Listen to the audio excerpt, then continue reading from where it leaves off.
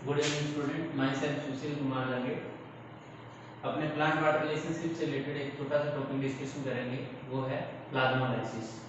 देखो होता क्या है प्लाज्मोलाइसिस। ये कह रहा है कि व्हेन ए प्लांट सेल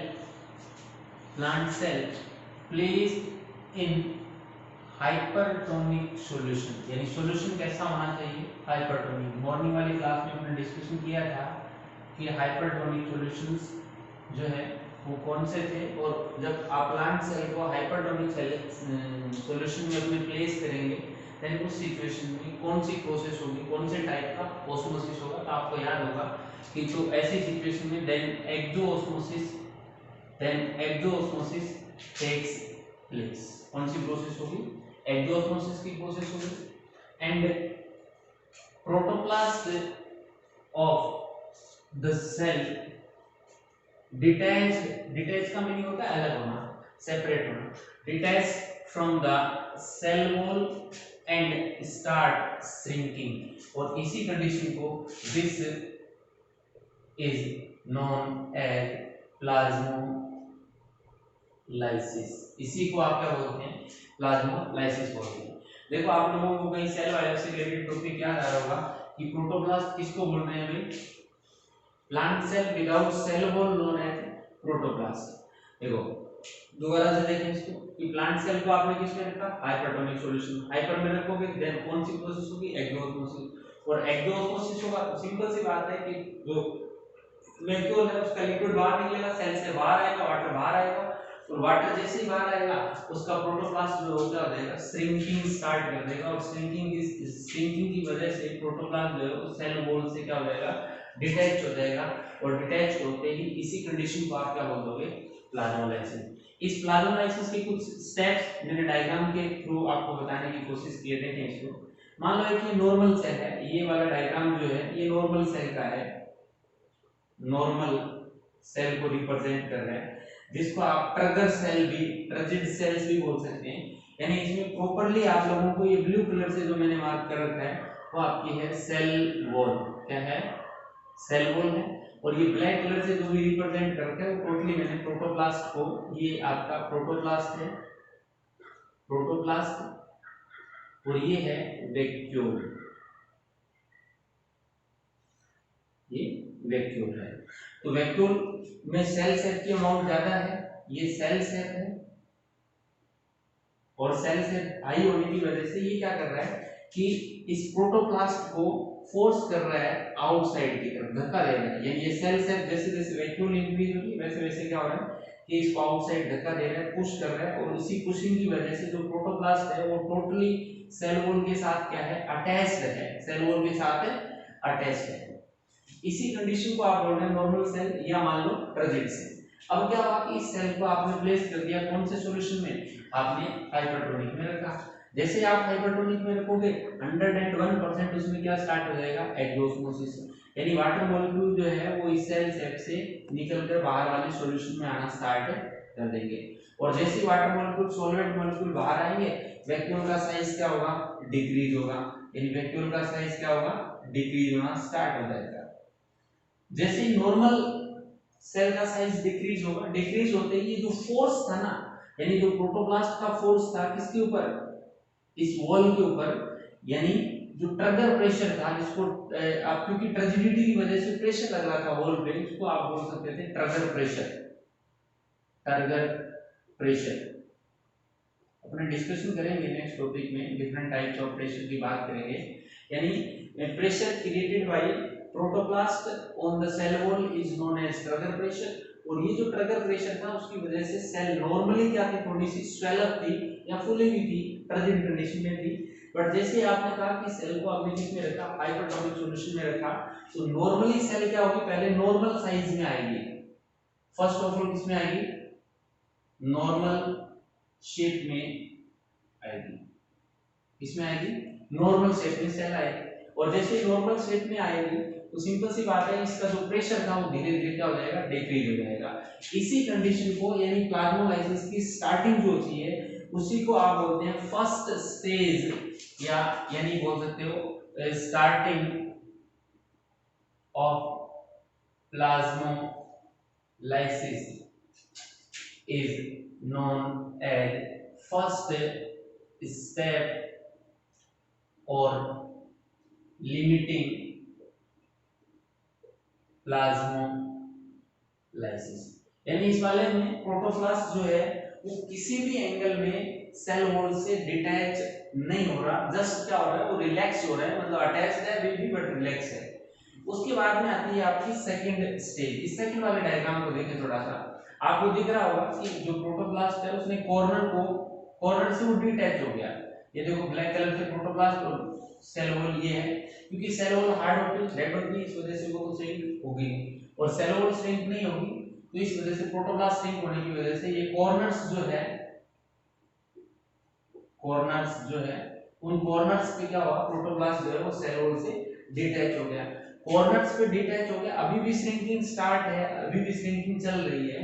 तो जैसे कॉर्नर पे डिटैच हुआ, इस कंडीशन को आप बोल सकते हो सेकंड स्टेप या सेकंड स्टेज ऑफ प्लाज्मोलाइसिस, या फिर इसी को बोल सकते हो और इंसिपिएंट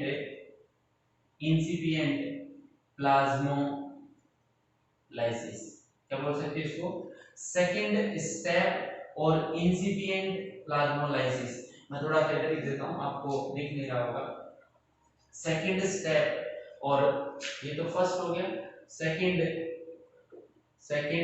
और इंसिपिएंट प्लाज्मोलाइसिस।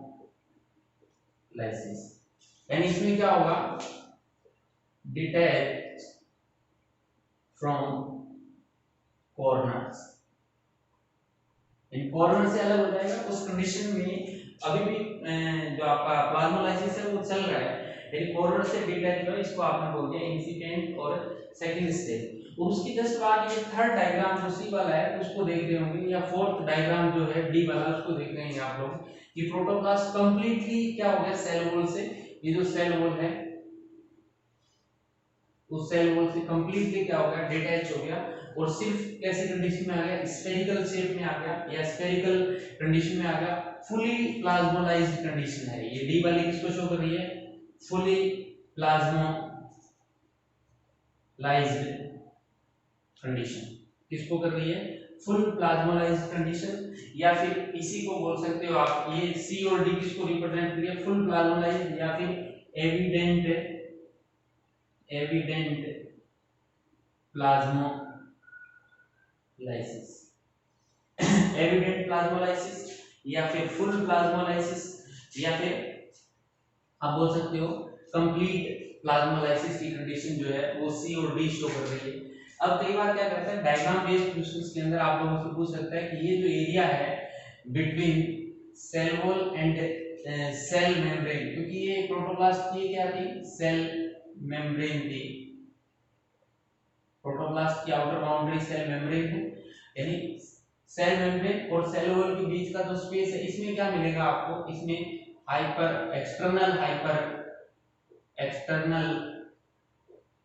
हाइपरटोनिक सॉल्यूशन जो है वो फिलअप हो जाएगा।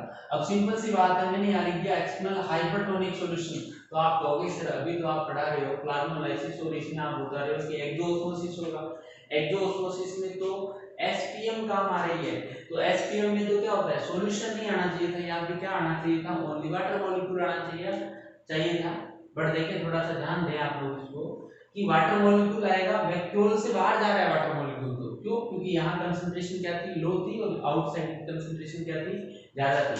बट एक्सटर्नल जो सॉल्यूशन था हाइपरटोनिक वो यहाँ कैसे आया, इसका मतलब वहां से वाटर भी आया, इसके अलावा उसके सोल्यूट पार्टिकल्स जो है वो भी एंटर किए, बिकॉज जो सेल वॉल है वो आपने डिस्कशन किया था कि सेल वॉल जो है वो परमेएबल होती है, और सेल वॉल परमेएबल होती है तो इसमें सोल्यूट और सॉलिड दोनों ही आ जाएंगे, इस वजह से स्पेस में क्या रहेगा, कई बार एग्जाम में पूछा जा सकता है, स्टूडेंट जनरली क्या करते हैं इसका आंसर देते हैं कि यहाँ पर क्या फिलअप होगा, इस एरिया में वाटर फिलअप होगा, वाटर नहीं होगा, यहाँ एक्सटर्नल हाइपरटोनिक जो सॉल्यूशन है वही यहाँ आ जाएगा। तो ये आपका एक छोटा सा टॉपिक था प्लाज्मोलाइसिस। इसी प्लाज्मोलाइसिस से रिलेटेड एक बार आप इसका स्क्रीनशॉट ले लें। इसी के अपोजिट प्रोसेस होती है जिसको आप बोलते हैं डी प्लाज्मोलाइसिस, डीप्लाज्मोलाइसिस। यानी इस प्रोसेस को, या यूं मान लें कि मैं इसकी डेफिनेशन ये लिख देता हूं, एक सिंपल सी डेफिनेशन आपको समझ में आ जाएगी। When plasmolysed cell kept in hypotonic solution, यानी कौन से सॉल्यूशन में रखोगे आप लोग इसको, हाइपोटोनिक सॉल्यूशन में रखोगे, और हाइपोटोनिक सॉल्यूशन में रखोगे then protoplast comes in normal condition, यानी वो नॉर्मल कंडीशन में आ जाएगा। और नॉर्मल कंडीशन आते ही मतलब आप इसका अपोजिट देख लें कि आपकी जो प्लाज्मोलाइज सेल है इसको आपने वापस किस में रख दिया, उल्टा रख दिया, किसमें, हाइपोटोनिक सॉल्यूशन में। तो एंडोऑस्मोसिस होगा, और एंडोऑस्मोसिस होगा तो वाटर मॉलिक्यूल इस वैक्यूल में आएगा, वैक्यूल में आएगा तो वापस सेल किस में आ जाएगी, इस नॉर्मल शेप में आ जाएगी। इसी को आप बोलते हैं डीप्लाज्मोलाइजेशन। देखो लॉन्ग टाइम तक आप यदि सेल को प्लाज्मोलाइज कंडीशन में रखते हो तो परमानेंट प्लाज्मोलाइज हो जाती है, सेल क्या रहती है, डेड हो जाती है। नॉर्मली सेल को लॉन्ग टाइम तक आप लोग किसमें रखोगे, हाइपरटोनिक में रखोगे तो प्लाज्मोलाइज परमानेंट रहेगा, और प्लाज्मोलाइज परमानेंट रहेगा तो ऐसी सिचुएशन में सेल क्या हो जाएगी, आफ्टर सम टाइम डेड हो जाएगी। चलिए इसके जस्ट बाद अपने बात करें कि इस प्लाज्मोलाइसिस जो है, इस प्लाज्मोलाइसिस की इंपॉर्टेंस क्या है, what is the importance of plasmolysis. देखें प्लाज्मोलाइसिस एक ऐसी प्रोसेस है जो आप लोगों को लाइव और नॉन लिविंग सेल या डेड सेल जो है उनमें डिफरेंशिएट करवाती है। प्लाज्मोलाइसिस ओनली एंड ओनली किसमें होगी, लिविंग सेल्स में होगी। इस वजह से आप लोग you can identify the living cells from dead cells with the help of plasmolysis process. तो एक तो इंपॉर्टेंस होगी, importance, identification of living cell from non living cells, यानी इसकी हेल्प से आप लोग living cells and non living cells का आइडेंटिफिकेशन कर सकते हो। दूसरा मैंने मॉर्निंग क्लास में आप लोगों को बताया था जो वीड्स होते हैं, वीड्स का आइडेंटिफिकेशन कर सकते हो, यानी उनको हटाने में भी आप लोग इसको यूज कर सकते हो। उनके ऊपर सॉल्टिंग करते हो, उसके ऊपर सॉल्ट डालते हो ताकि एक्सोस्मोसिस हो, एक्सोस्मोसिस होगा तो वो परमानेंट प्लाज्मोलाइज कंडीशन में आके वीड्स जो है उनकी सेल्स डेड हो जाएगी। तो वीड्स का एडिकेशन है। इसके अलावा जेम्स और जेली को आप लोग लॉन्ग टाइम तक, फिश को, मीट को लॉन्ग टाइम तक प्रिजर्व रखना चाहते हो तो उसको लिए आप कौन सी प्रोसेस करवाते हो, जनरली एक्सोस्मोसिस कराते हो। और एक्सोस्मोसिस जैसे वो हाई कंसंट्रेटेड सॉल्यूशन में कोई इंसेक्ट वगैरह या कोई फंगल पार्टिकल फंजाई आएगी उसमें एक्सोस्मोसिस होगा तो जल्दी वो क्या हो जाएगी, डेड हो जाएगी। इस वजह से आप लोग प्लाज्मोलाइसिस की इंपॉर्टेंस बता सकते हो। इसके अलावा इस प्लाज्मोलाइसिस का वैसे देखा जाए तो प्लांट्स के लिए इसका नो यूज, कोई यूज नहीं है पर्टिकुलर प्लाज्मोलाइसिस। इस टाइप से आप लोगों ने बात की थी डिफ्यूजन है या ऑस्मोसिस जो है, ऑस्मोसिस के आई थिंक अपने यूज रह गए थे। इंपॉर्टेंस ऑफ ऑस्मोसिस प्रोसेस जो है वो आई थिंक मैं भूल गया था आपको बताना। तो ऑस्मोसिस की इंपॉर्टेंस क्या थी, आप बोल सकते हो कि सर ऑस्मोसिस की प्रोसेस जो है उसके through he water absorb by roots by osmosis, यानी इसी osmosis के थ्रू वाटर जो है वो रूट्स के थ्रू रूट्स जो है वो एब्जॉर्ब करती है osmosis प्रोसेस के थ्रू ही। इसके अलावा आप लोग बोल सकते हैं, इसके अलावा आप बोल सकते हो कि जो नॉर्मल अभी बात कर रहे थे कि टर्जिडिटी ऑफ सेल्स जो है मेंटेन बाय ऑस्मोसिस, यानी सेल को नॉर्मल या मान लें टर्जिड कंडीशन बनाने का काम भी वो किसके थ्रू हो रहा था, ऑस्मोसिस के थ्रू हो रहा था। आप इसलिए distribution of water to plant parts ये भी किसके थ्रू हो रहा था, ऑस्मोसिस के थ्रू हो रहा था। इसके अलावा और भी आप लोग बता सकते हो इसके यूज कि जो अब ऑस्मोसिस है उसके यूज क्या थे। इसके अलावा नॉर्मल जो ग्रोथ होती है, growth of sales also by osmosis. इन्हें बहुत सारे यूज थे ऑस्मोसिस के, तो इनकी अपने बात करेंगे आगे। ऑस्मोटिक प्रेशर से related different types of pressure भी करेंगे।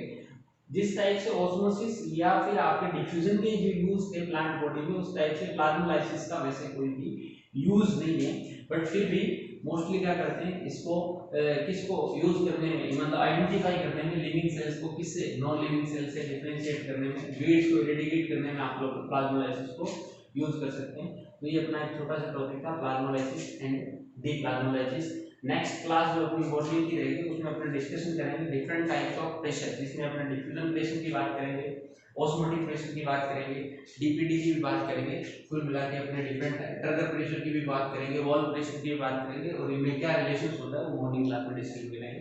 Thank you.